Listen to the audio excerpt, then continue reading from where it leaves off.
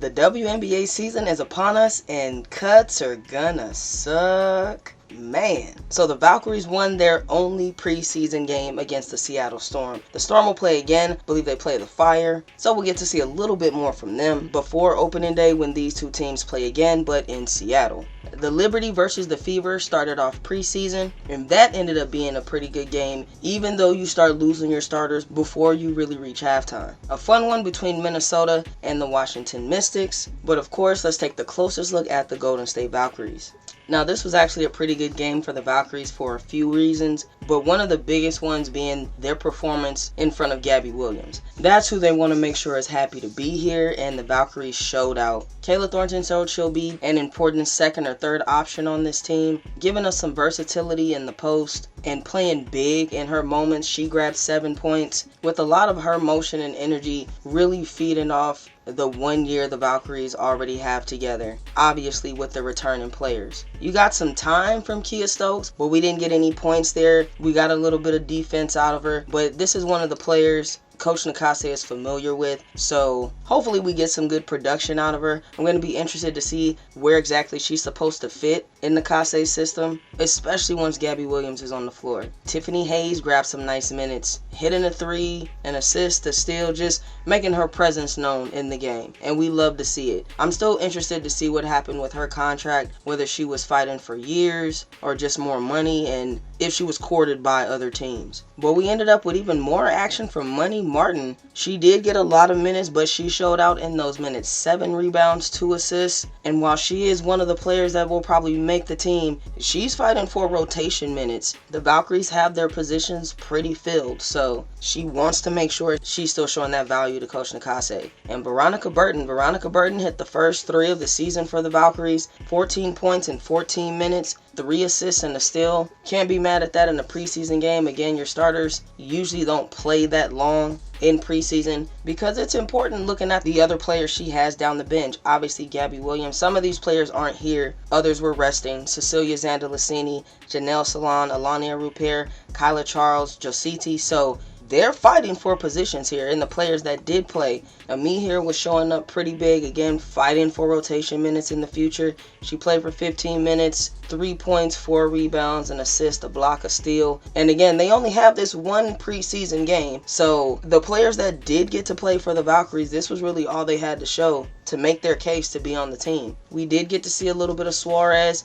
but Mila Sowa is actually who went off in that last quarter, grabbing 14 points, literally going 4 for 4 from 3. So if this is the only chance you have to show out and make your case, this is definitely the way to do it. Caitlin Chen pretty much played the whole game. She gave us 11 points. Ashlyn Jackson got a lot of minutes in the game. So based on who started, and you pretty much know you're keeping the players that didn't play here, that's 11 players they're pretty much keeping. So that's 3 contracts and 2 rotation slots the Valkyries have left from 10 players. And it does make you feel for the player because you have their drafted players in Suarez and Jackson, but you have to consider those slots for Letitia Amahir, Kaylin Chen, Sowa at this point. Again, with this being the Valkyries' only preseason game, they started with the first wave in, so we're going to see a lot more from them throughout the remainder of preseason. And then just going through the Storm's performance there, they had a nice performance from Dominique Malonga, 10 points in 21 minutes like a starter. We really didn't see her majority of the second half. Lexi Brown got a lot of minutes. Of course, you got Flau'jae Johnson, who got a lot of minutes. It's really just a W Summer League where some of the starters participate. But with the performance we saw from Taina Mayer, Jaylen Brown, Zaya Cook, the cuts may not be as bad here, but again, you probably have a handful of players that you know is making the squad that just didn't play tonight. So everyone on the floor, outside of Jade, Malonga, Stephanie, and Big Four, you're fighting for position, you're fighting for rotation minutes. You got a limited amount of roster spots, so they're definitely playing to make the squad. Again, the Storm have another preseason game versus the Fire, so their cuts won't be as quick, but it's going to be a lot of them. Alright, and then circling back to the first game of the day, the Indiana Fever versus the New York Liberty.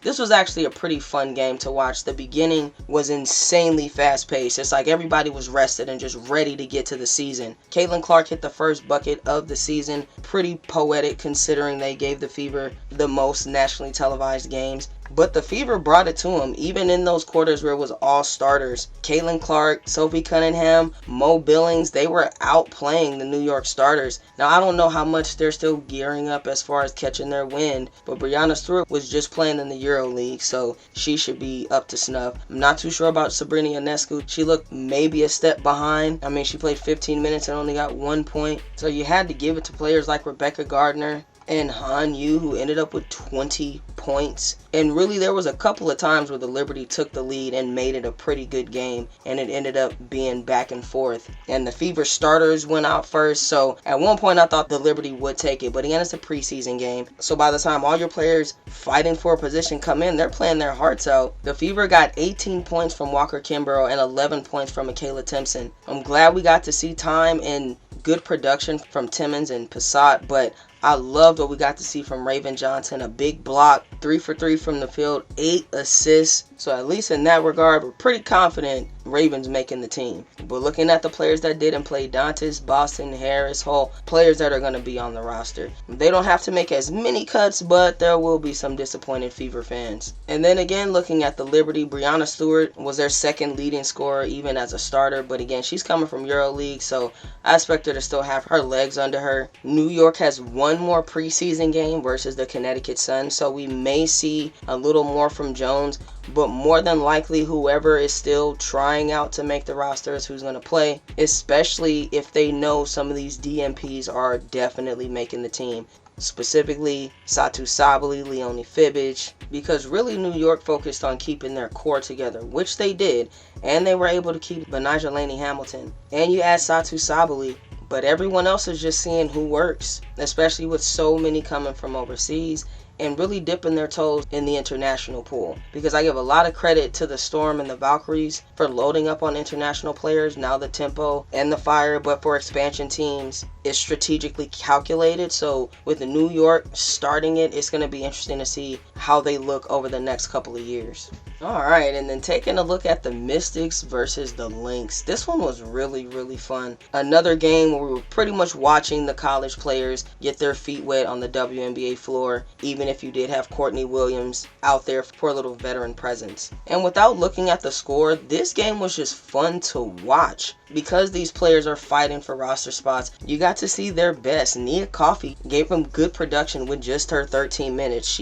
Her presence was felt on the floor. Olivia Miles played starter minutes, a little less than half the game, and we knew she was there. Now the Lynx are another team that lost pretty much everyone outside of their starting 5 over the offseason, which retroactively probably has them swapped out in the power rankings. But a lot of these names are new to the Lynx, and they're just going to see what fits. With this many DMPs and this many players trying for a roster spot, a lot of cuts are going to be coming from the Lynx as well. Now the Lynx do have one more preseason game. It's versus the Nigerian national team, who just played the Los Angeles Sparks, and they'll also play the Indiana Fever before the end of preseason. But the most fun part of this game was definitely watching the Mystics play. I mean, for a young team, they're obviously on the run and gun, but for who was on the floor, it just looks like it already fits, which was a lot of people's concern, considering you used to have Shakira Austin coming back, Kiki Arifin didn't play, Michaela Onyenwere didn't play, so the Mystics look good for the future.